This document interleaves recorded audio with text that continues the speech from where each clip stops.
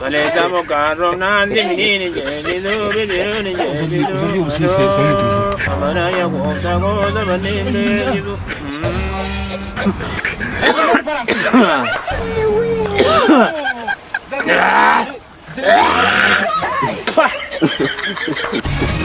Sila kani gangen na latu dalate o tadi dhabatte si dese embe ko si dese. Mai sin abba kooti mai ijoollee no abbaa kee miti naan jedhani o haati kee gaafa isaanii teerumtu ulfajja sibiitti teerumti naan jedhani.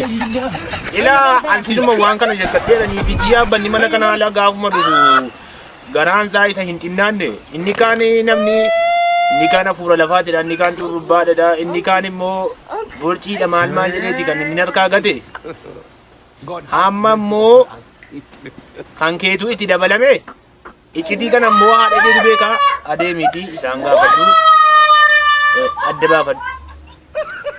Inni gaafadhu kaachi yaaju. Hoolaadhaan yoo shippi jenne haadhaaf korbeessaan immoo maal jennu. Amma kana hiikuu dadhabdee gurbaati biddeen ati nyaattu sareera nyaattu. Ela manama hidhame nan hiikaa. Ingiliffa barsiisaan hidhee achi as ergu nan hiikaa. Waan hidhame danuu isaan hiikaa. Kana jennaan inni kun amma hoolaa haadhoo fi korbeessaan tireendii shiippii jedhamu ala walitti dhufanu tireendii shiippii qabu. Bareechee keessatti tuubeessaaf na waraatti kannatti gadi bayi.